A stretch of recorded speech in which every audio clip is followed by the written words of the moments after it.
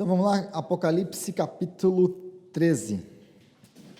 Apocalipse capítulo 13. Nós vamos continuar, nós começamos semana passada no capítulo 13, aliás, na semana retrasada, porque essa terceiro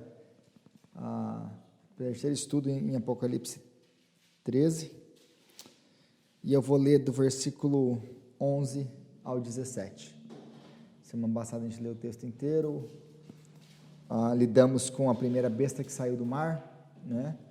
Quem é a primeira besta, a sua identidade, o seu ministério, tudo que ela vai fazer. Mais para frente nós vamos voltar mais a explicar um pouquinho mais a fundo no capítulo 17, quando a gente fala da identidade dela. Na verdade, fala das 10 dos chifres, das 7 cabeças, etc. Porque lá no capítulo 17 o anjo vai dar a interpretação disso, então eu não preciso me preocupar com isso aqui no capítulo 13. Então, Apocalipse capítulo 13, versículo 11, diz assim a palavra de Deus: Então vi outra besta que saiu da terra, com 2 chifres como de cordeiro, mas que falava como dragão.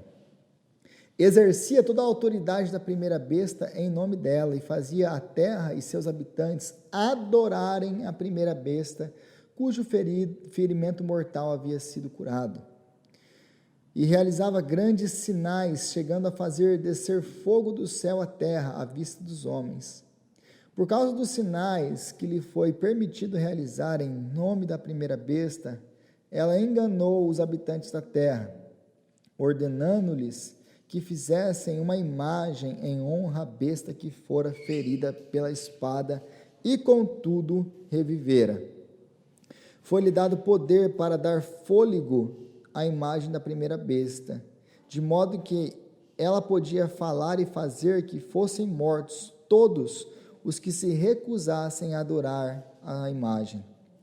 Também obrigou todos, pequenos e grandes, ricos e pobres, livres e escravos, a receberem certa marca na mão direita ou na testa, para que ninguém pudesse comprar nem vender, a não ser quem tivesse a marca, que é o nome da besta ou o número do seu nome.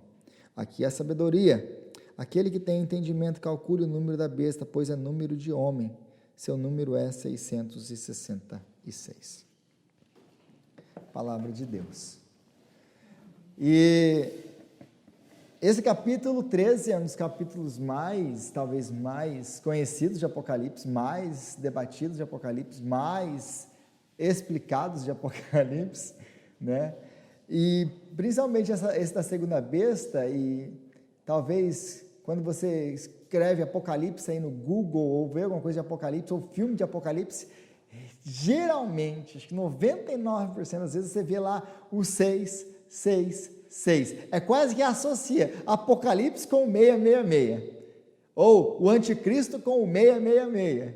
Então, existe essa associação. Então, aí ele tem muito debate sobre esse negócio do, né, fez essa marca, o que é essa marca? Então nós vemos todo esse debate aí com o povo brigando com o chip, né, porque agora tem um chip, estão marcando, não, tem que ser na mão ou na testa, e todo aquele negócio todo, aí você vê um monte de gente aí falando sobre isso tudo, né?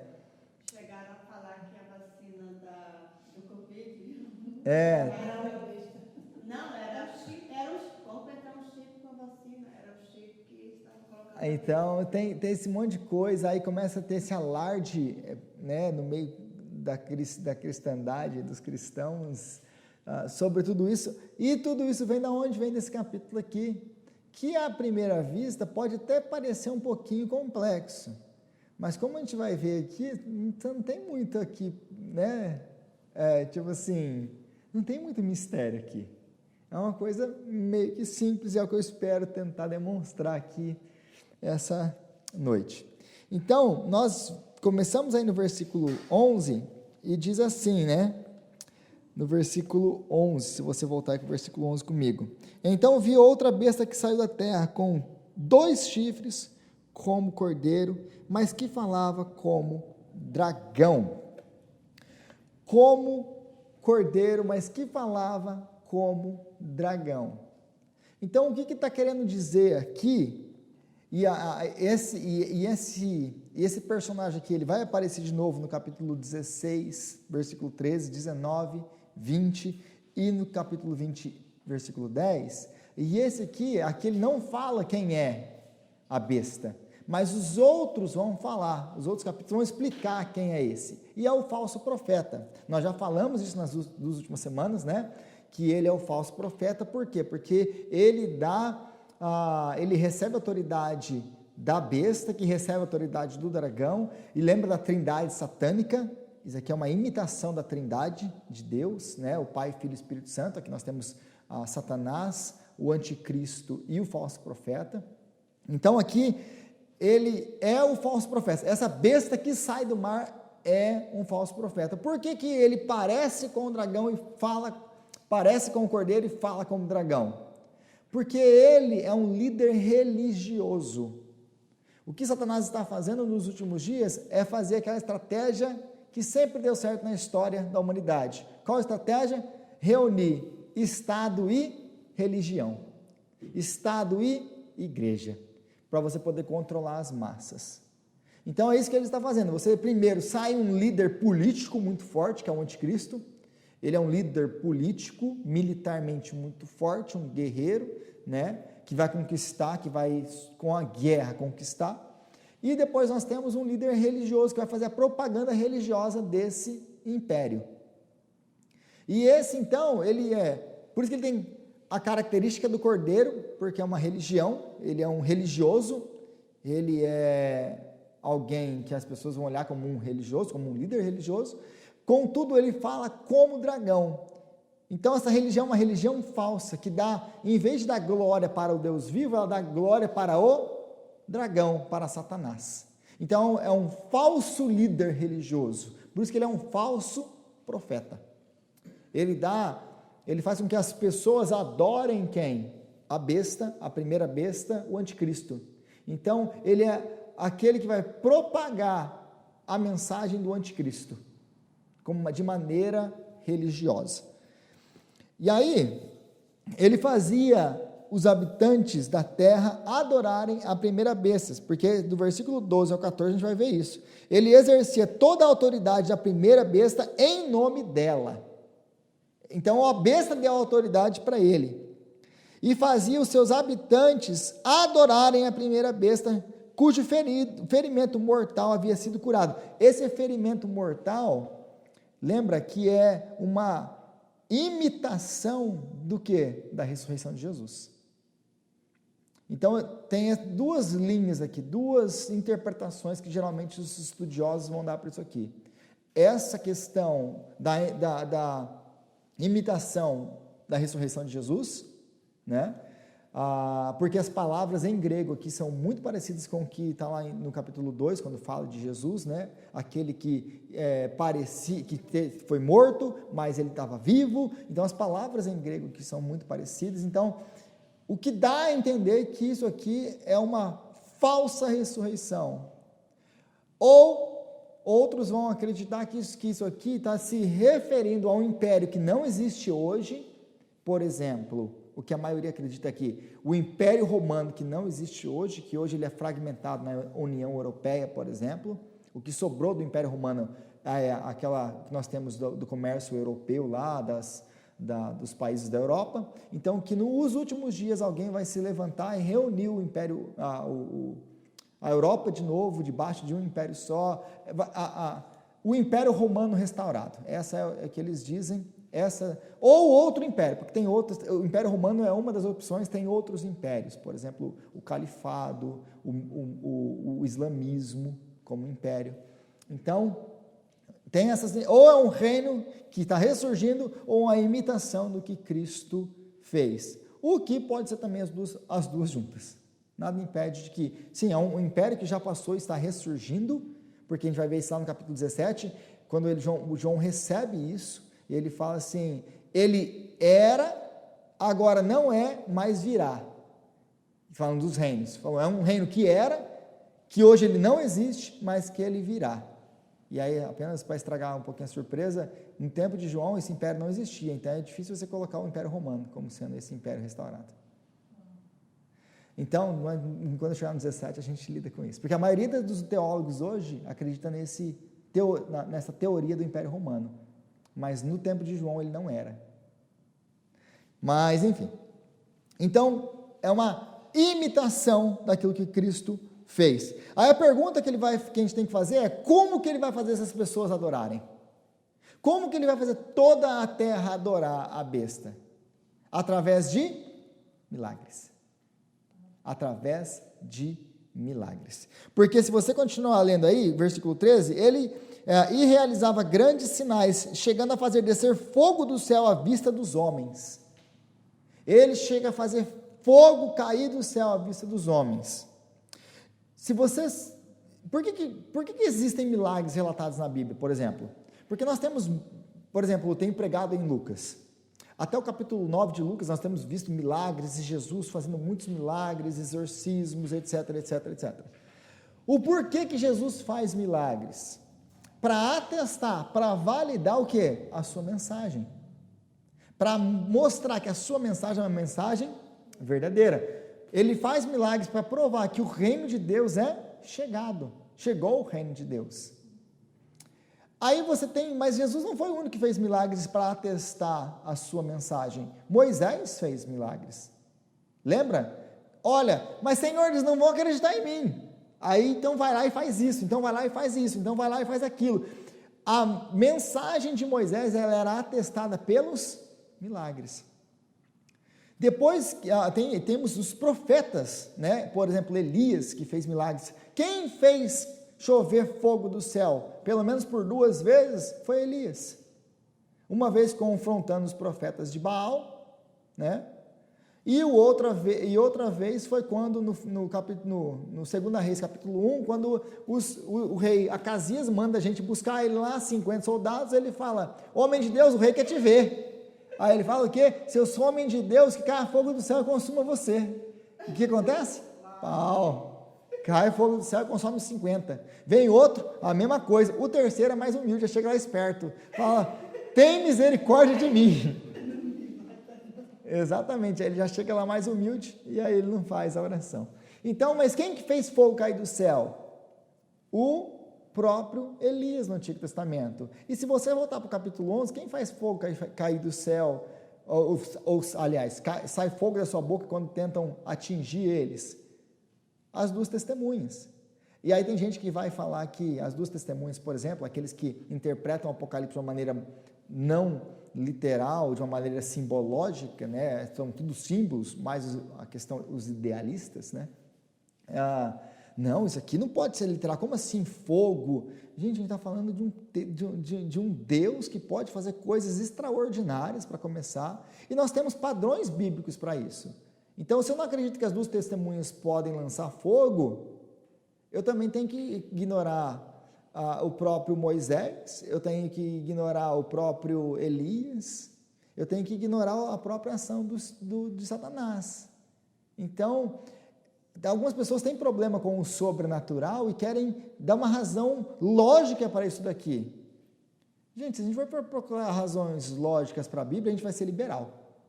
Porque é isso que os liberais fazem. Eles não acreditam em nada disso aqui. O liberal não acredita em milagre, o liberal não acredita em ressurreição, o liberal não acredita em céu, o liberal não acredita em inferno, e assim em diante.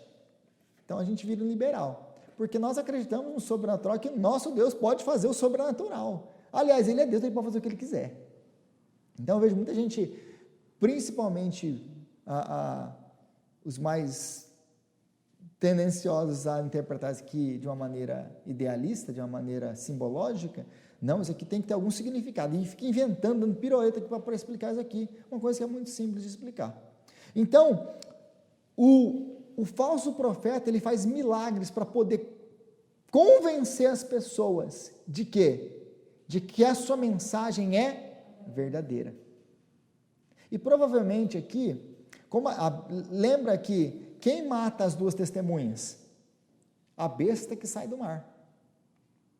A besta que sai do abismo, né? O dragão, através do anticristo, do falso profeta, lutam com as duas testemunhas, matam ela, e ela já tinha feito um estrago enorme, as duas testemunhas testemunhando, e as pessoas que iam tentar atacar elas, morriam. Então, agora vem o anticristo e mata elas. Aí, aquele negócio, né? Quem pode guerrear contra a besta, que nós vimos na semana passada?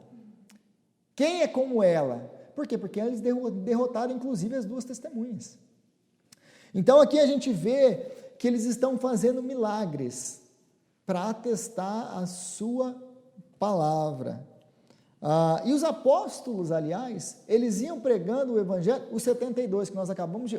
Primeiro ele manda os 12, depois ele manda os 72. O que ele dá autoridade para eles fazerem? Expulsar os demônios, curar os enfermos e pregar o evangelho.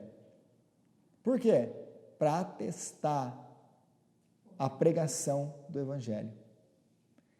Então, nós vemos que os apóstolos, e nós vemos milagres atrás de milagres no livro de Atos, os apóstolos fazendo milagres, para atestar o quê? O reino de Deus é chegado, a nossa mensagem é verdadeira. Isso era um meio de ganhar o ouvido das pessoas.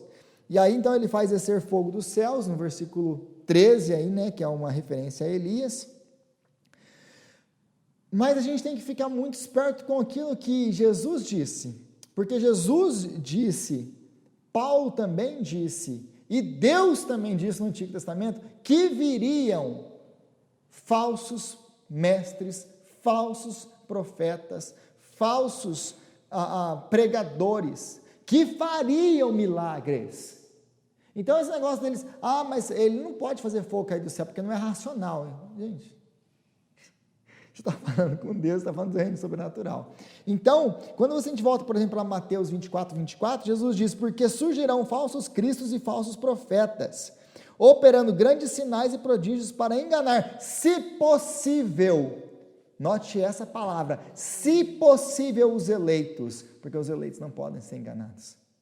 Por que eles não podem ser enganados? Porque eles são mais espertos que os outros? Não, porque Deus é que sustenta eles, que não todo mundo ia todo mundo embora. Fala, Edna. Você está falando, então, que o diabo também faz milagre. Exatamente isso. Eu achava... Por exemplo, lembra quando Deus manda Moisés para o faraó? E faraó, lembra que ele é a representação de Satanás, do próprio Satanás. Tá? Provavelmente o faraó é o mais próximo que a gente tem aí de um anticristo, o que seja...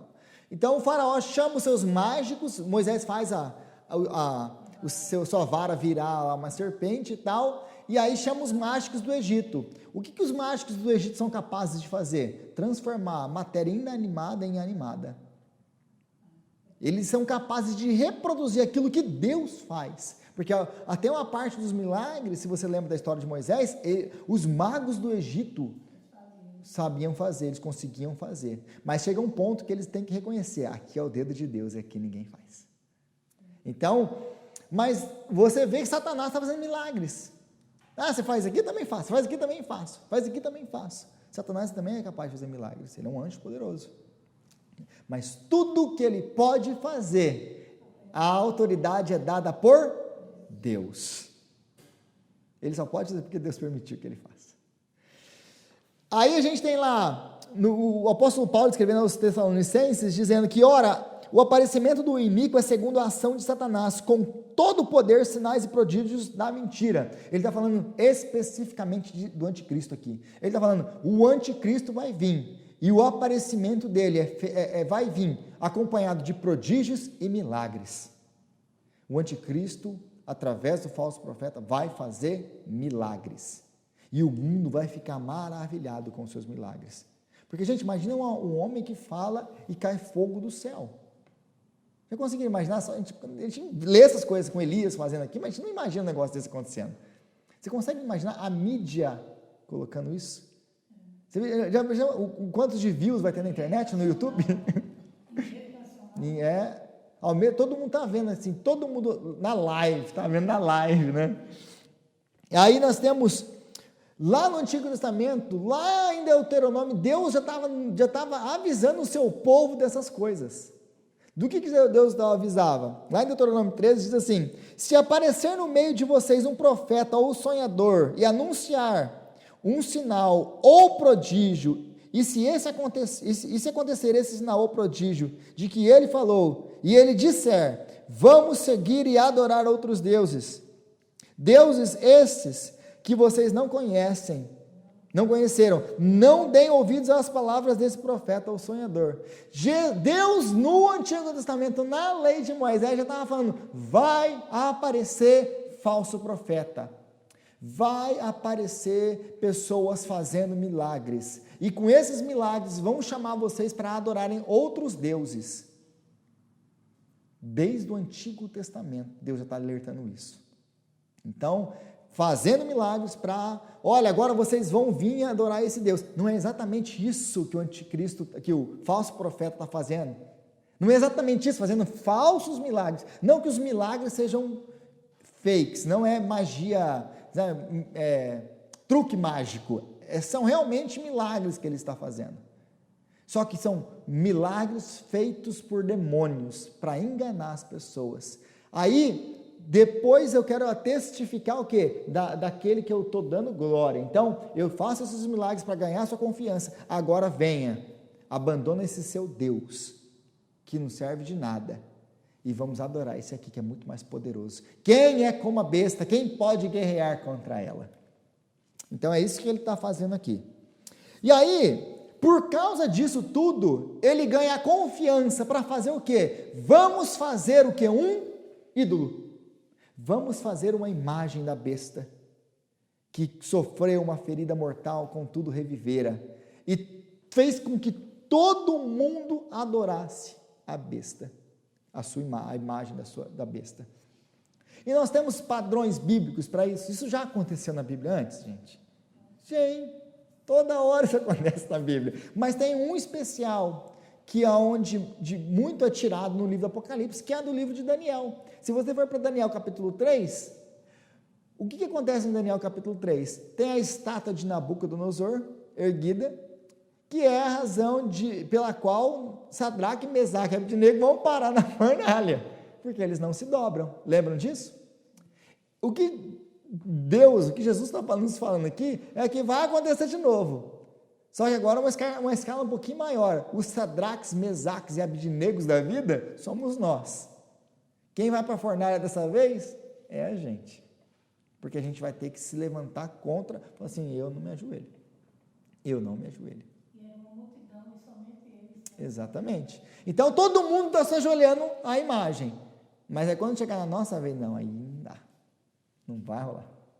Então isso aqui já existe um padrão. Então está vendo que não é nada novo na Bíblia. Isso aqui não tem nada novo aqui. Ele está só repetindo coisas que já aconteceram. Milagres, prodígios, que vão tentar fazer o povo de Deus adorar falsos deuses, imagens sendo erguidas para serem adoradas, falsos deuses. Então são todas coisas.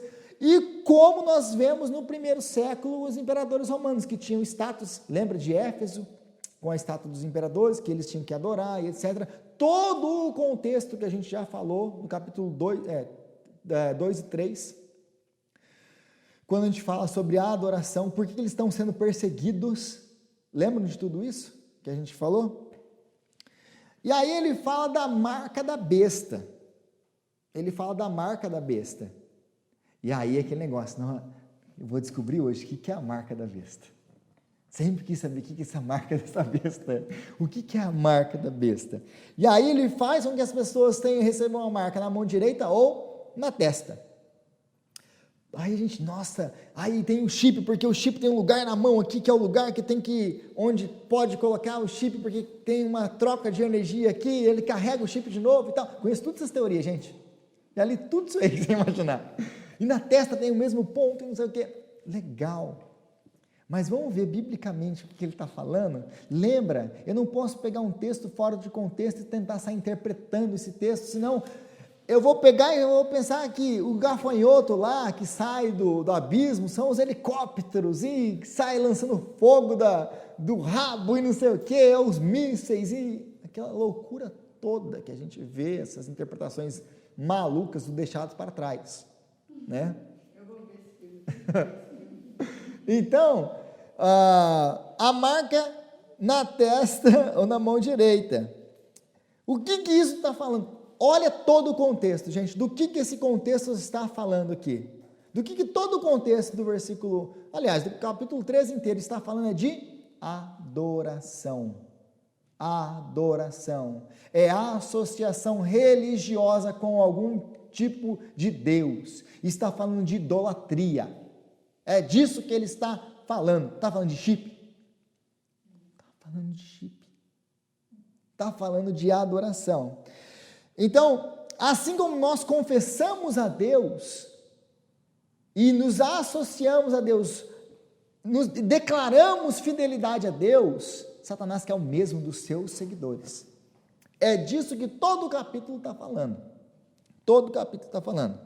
E aí a gente precisa entender que essa marca vai ser usada outras vezes. Se você for comigo aí rapidinho, capítulo 14, versículo 9, você não precisa abrir comigo não, mas eu vou ler para você. Um terceiro anjo o seguiu dizendo em alta voz: se alguém adorar a besta e a sua imagem e receber a sua marca na testa ou na mão, aí vai acontecer uma coisa. Então está falando, adorar a besta e receber a marca. Marca está associada à adoração da besta. Então está associada à religião ou religiosidade. Aí se você vai para o 16:2, diz assim, o primeiro anjo foi e derramou a taça pela terra, e abriram-se feridas malignas e dolorosas naqueles que tinham a marca da besta e adoraram a sua imagem. Marca da besta e a adoração. Aí você vai para o capítulo 19, versículo 20, e diz assim, versículo 20, mas a besta foi presa e com ela o falso profeta que havia realizado sinais miraculosos em nome dela, com os quais ele havia enganado os que receberam a marca da besta e adoraram a imagem dela.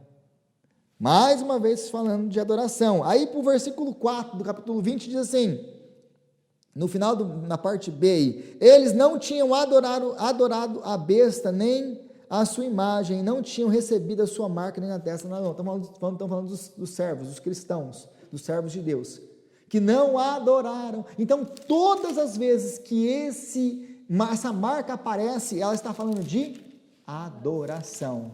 Está falando de chip? Não. Está falando de associação religiosa. Então, está sempre conectado com a adoração religiosa. Interessantemente, o que então isso quer dizer para nós? Volta agora para o Antigo Testamento. Se você voltar para o Antigo Testamento, no capítulo 13, versículo 16, qual capítulo que é a marca aqui? Capítulo 13 de Apocalipse, versículo 16. Se você for para Êxodo, capítulo 13, versículo 16, tem a mesma coisa lá. Aliás, começa do versículo 9, porque no versículo 9 diz assim, ele está falando da lei de Deus. Deus está falando da lei de Deus, da importância da lei de Deus, da importância de obedecer e seguir a lei de Deus. E Deus fala isso para eles. E será como um sinal na mão de vocês e por memorial entre os seus olhos, na testa, para que a lei do Senhor esteja na sua boca, pois com a mão forte o Senhor os tirou do Egito.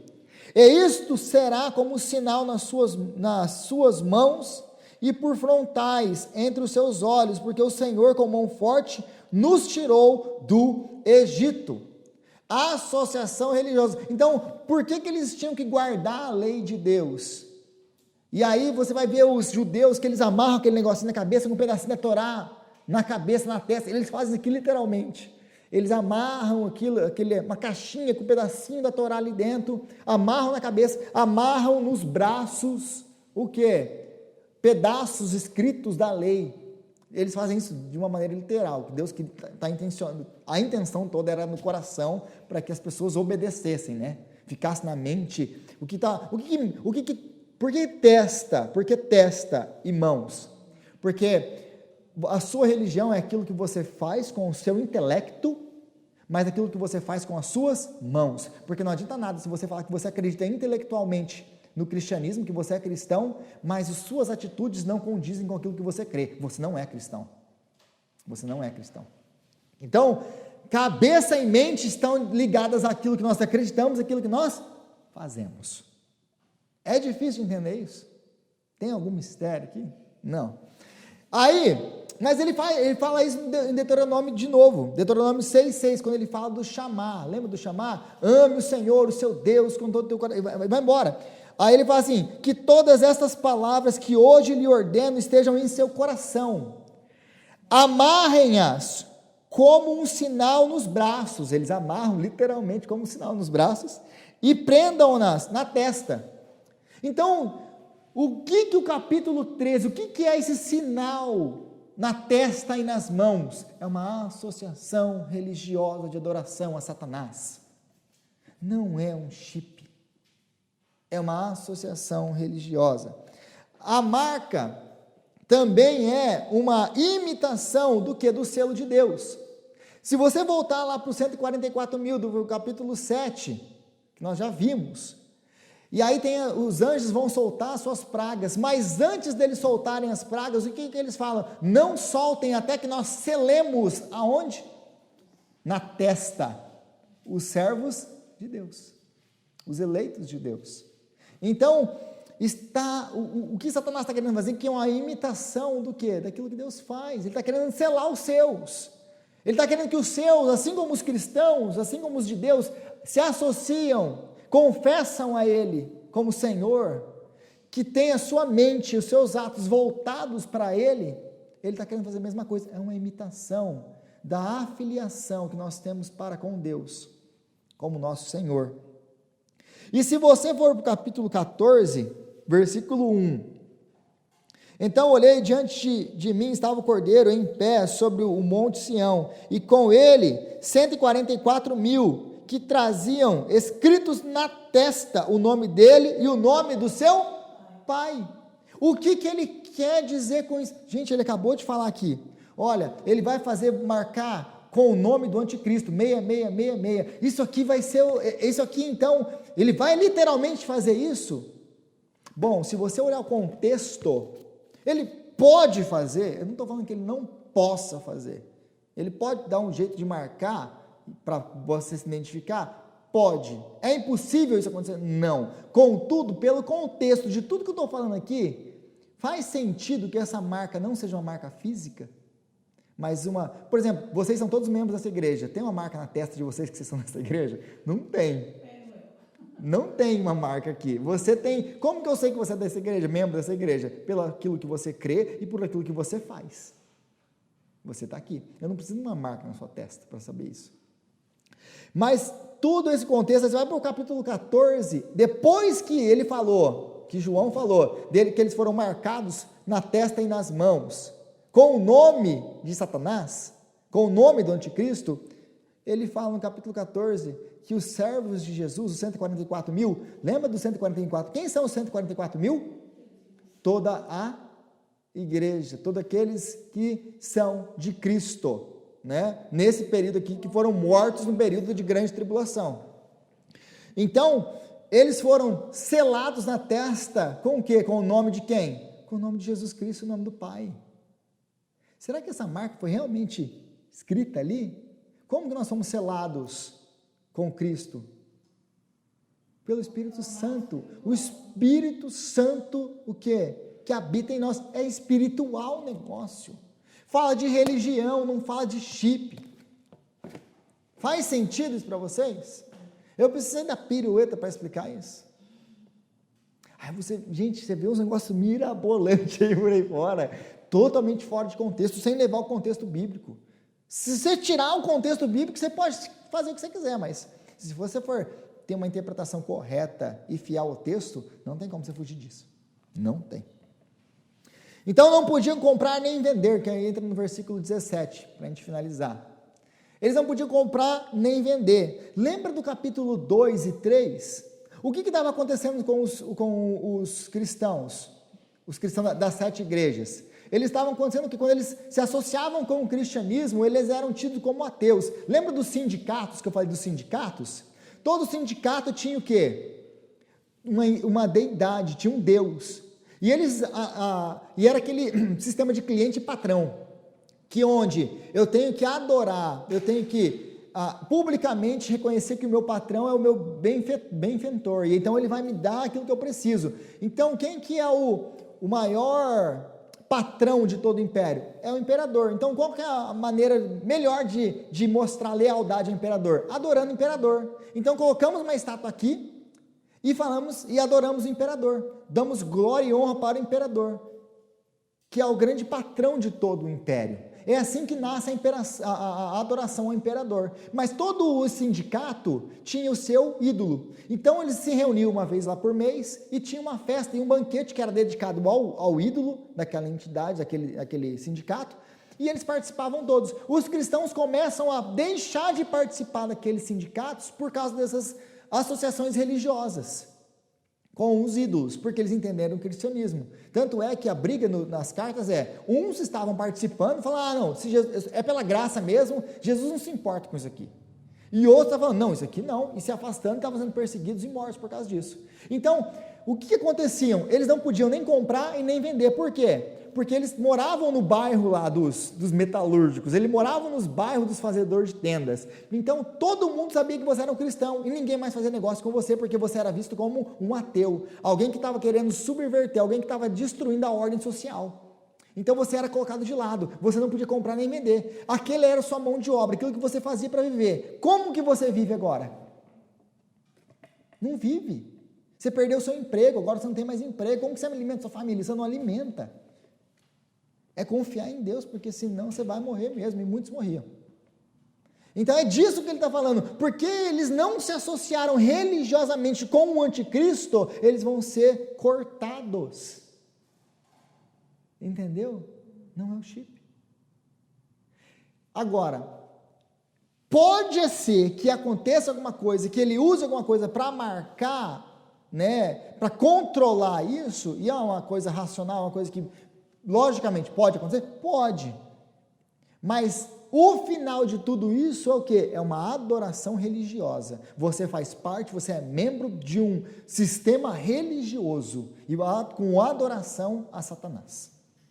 Entenderam isso? Agora, ele pode usar algum meio para controlar isso? Pode.